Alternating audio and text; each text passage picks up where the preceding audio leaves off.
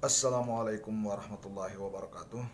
Alhamdulillah, di pagi hari yang berbahagia ini mari kita melanjutkan kajian kita atau materi pembelajaran kita, yakni tentang masuknya Islam ke Nusantara. Kita melihat bahwa para pakar sejarah ada mengemukakan tiga teori. Pendapat para pakar sejarah mengatakan Islam masuk ke Indonesia dengan tiga macam ataupun dengan tiga teori. Yang pertama adalah teori Gujarat, yang kedua teori Mekah, dan yang ketiga teori Persia. Jadi kalau kita lihat teori Gujarat ini memang dipercayai masuknya Islam ke Indonesia adalah dibawa oleh para pedagang-pedagang yang datang dari wilayah Gujarat, India, melalui para pedagang-pedagang India Muslim sekitar abad ke-13 Masehi. Jadi ini namanya dikatakan dengan teori Gujarat.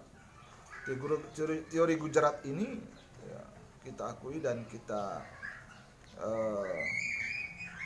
percayai bahwa teori ini merupakan salah satu pendapat para pakar sejarah bahwa masuk ke Indonesia dibawa oleh para pedagang Muslim yang kira-kira lebih kurang pada abad ke-13 Masehi.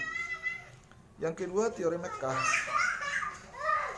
Teori Mekah ini kita dipercayai tiba atau datangnya Islam di Indonesia langsung dari Timur Tengah. Sini melalui jasa para pedagang orang Arab Muslim yang kira-kira sekitar abad ke-7 Masehi. Jadi teori Gujarat mengatakan bahwa Islam dibawa oleh para pedagang Muslim India sekitar abad ke-13 Masehi. Sedangkan teori Mekah sekitar abad ke-7 Masehi. Nah, teori yang ketiga adalah teori Persia. Teori Persia ini kita percayai bahwa Islam dibawa oleh para pedagang-pedagang asal Persia yang dalam perjalanannya singgah di Gujarat. Jadi orang-orang Persia itu mereka singgah di Gujarat, lalu dalam perjalanan singgah ke Gujarat itu ya mereka terus melanjutkan perjalanan ke Nusantara sampai kira-kira di Nusantara ini sekitar abad ke-13 Masehi. Jadi teori Gujarat itu sekitar abad 3 Masehi, teori Persia juga lebih kurang sekitar abad ke-13 Masehi. Jadi kedua teori ini sama-sama abad ke-13. Sedangkan teori yang kedua tadi, teori Mekkah, itu sekitar abad ke-7 Masehi. Namun di antara tiga teori ini yang lebih banyak para pakar sejarah mengatakan bahwa masuknya Islam ke Indonesia atau ke Nusantara ini adalah lebih banyak pendapat teori Mekkah, yaitu pada abad ke-7 Masehi. Nah, kita melihat bahwa beberapa bukti yang kita temukan yang mendukung teori Mekkah ini, mereka mengemukakan bukti-bukti. Yang pertama, kalau kita lihat menurut sejumlah para pakar sejarah dan arkeolog, jauh sebelum Nabi Muhammad menerima wahyu telah terjadi kontak dagang antara para pedagang Cina, Nusantara, dan Arab. Jalur perdagangan selatan ini sudah ramai saat itu. Jadi ini sudah terjadi.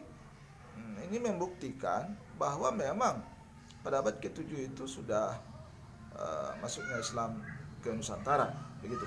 Yang kedua, Peter Bellwood, Reader in Archaeology di Australia National University, telah melakukan banyak penelitian arkeologis di Polinesia dan Asia Tenggara dan menemukan bukti-bukti yang menunjukkan bahwa sebelum Nah, kalau kita lihat menunjukkan sebelum abad ke-5 Masehi, ya.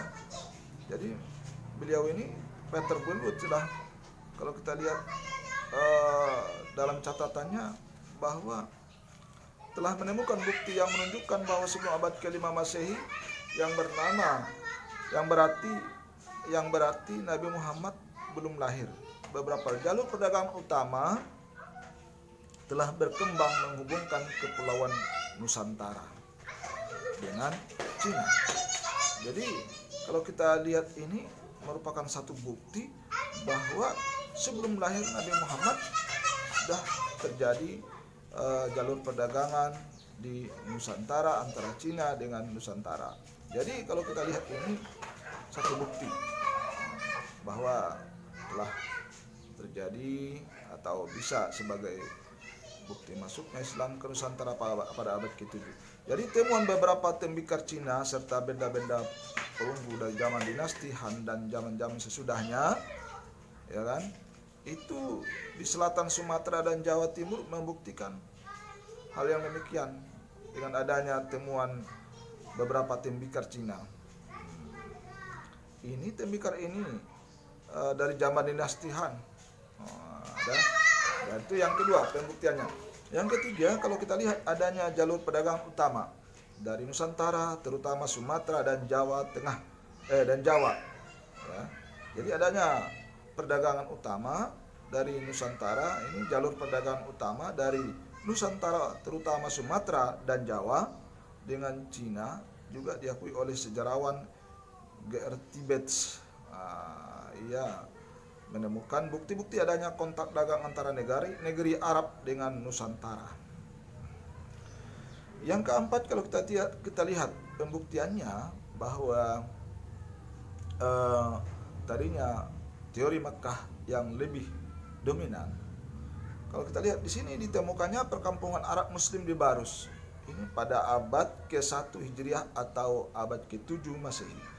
Ditemukan berdasarkan sebuah dokumen kuno asli Tiongkok.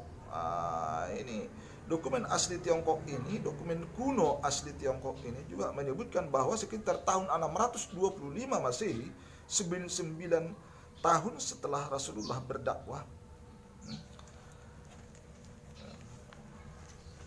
ya 9 tahun sesudah setelah Rasulullah berdakwah di tengah-tengah secara terang-terangan, di pesisir pantai Sumatera sudah ditemukan sebuah perkampungan Arab Muslim yang masih berada dalam kekuasaan wilayah kerajaan Buddha Sriwijaya.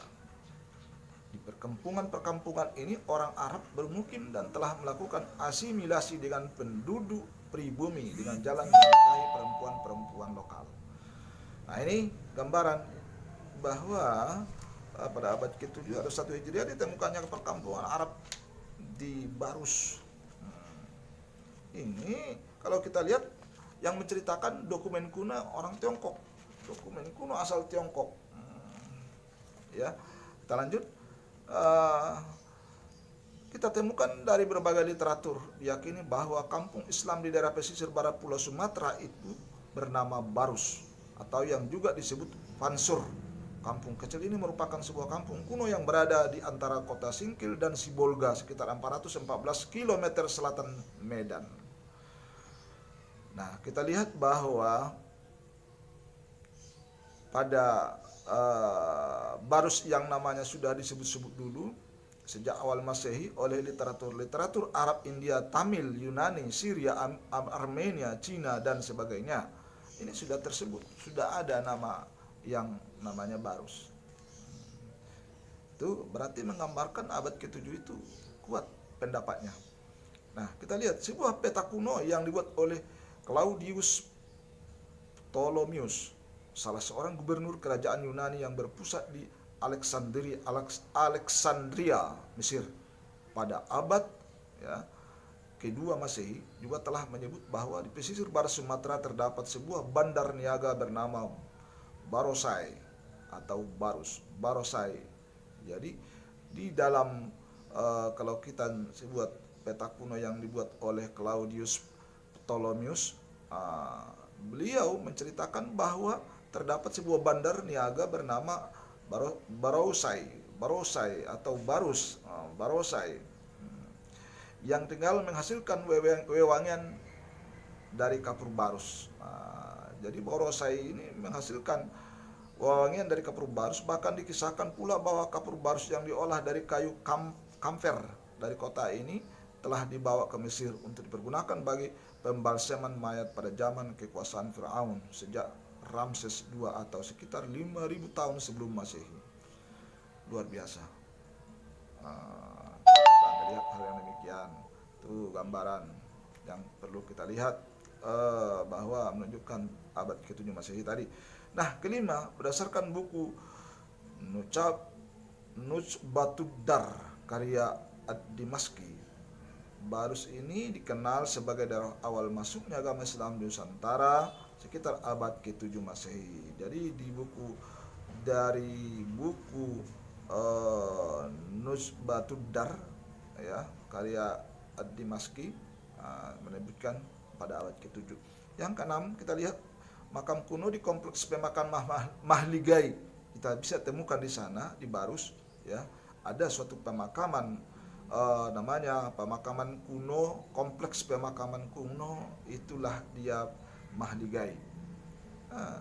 Di batu nisannya ada tertulis Syekh Rukunuddin wafat tahun 672 Masehi. 672 Masehi. Nah, itu gambaran-gambarnya sudah membenarkan abad ke-7 tadi. Yang ke-7, Hamka menyebutkan bahwa seorang pencatat sejarah Tiongkok yang mengembara pada tahun 674 Masehi telah menemukan satu kelompok bangsa Arab yang membuat kampung dan berdiam di pesisir barat Sumatera. Ini catat dari Hamka. Kalau kita lihat menyebutkan. Yang ke-8, kalau kita lihat sejarawan T.W. Arnold dalam karyanya The Preaching of Islam 1968 juga menguatkan temuan bahwa agama Islam telah dibawa oleh mubalik Islam asal Jazirah Arab ke Nusantara sejak awal abad ke-7 Masehi. 9, sebuah tim arkeolog yang berasal dari École Française d'Extrême Orient (EFO). Ya, kalau kita lihat Prancis yang bekerja sama dengan peneliti dan dari Pusat Penelitian Arkeolog Nasional PPAN di Lobu Tua Barus telah menemukan bahwa arkeologi nasional telah menemukan bahwa pada sekitar abad 9 sampai 12 Masehi Barus telah menjadi sebuah perkampungan multi etnis dari berbagai suku bangsa. Ya, multi etnis dari berbagai suku bangsa yang kalau kita lihat Arab, Aceh, India, Cina, Tamil, Jawa, Batak, Minangkabau, Bugis, Bengkulu dan sebagainya. Jadi di sana di Barus itu tadi. Oke, pada tahun 674 Masehi semasa pemerintahan Khalifah Utsman bin Affan mengirimkan utusan Muawiyah bin Abi Sufyan ke tanah Jawa, yaitu ke Jepara. Pada saat itu namanya Kalingga. Hasil kunjungan duta Islam ini adalah Raja Jaisima, putra Ratu Sima dari Kalingga, masuk Islam. Nah, berikutnya yang ke-11, dalam seminar nasional tentang masuknya Islam ke Indonesia di Medan pada tahun ini seminar di Medan pada tahun 1963, para ahli sejarah menyimpulkan bahwa Islam masuk ke Indonesia pada abad ke-1 Hijriah atau abad ke-7 Masehi. Jadi dalam seminar nasional pun sudah ditentukan membuktikan kekuatan bukti-bukti daripada masuk Islam ke Indonesia. Nah, kita lihat yang terakhir ditemukannya makam Fatimah binti Maimun di Leren, Gresik, abad ke-11 Masehi, yang berarti jauh sebelum itu sudah terjadi penyebaran agama Islam, terutama di daerah pesisir Sumatera, karena yang menyebarkan Islam di Jawa adalah para mubalik dari Arab dan dari Pasai. Ini kajian kita bagaimana Islam masuknya ke Nusantara atau ke Indonesia. Jadi dengan teori ini, 3 teori yang kita lihat tadi, baik dia teori Gujarat, teori Mekah, teori Persia. Jadi ketiga teori ini yang lebih kuat pendapatnya para ahli sejarah mengatakan pada abad ke-7, yaitu teori Mekah. Teori Gujarat dan teori Persia sama-sama pada abad ke-13. Jadi akhir dari kesimpulan materi pembelajaran kita ini bahwa masuknya Islam ke Indonesia adalah pada abad ke-7, yaitu teori Makkah. Demikian, semoga ada hikmah dan manfaatnya. Wabillahi taufiq wal hidayah. Assalamualaikum warahmatullahi wabarakatuh.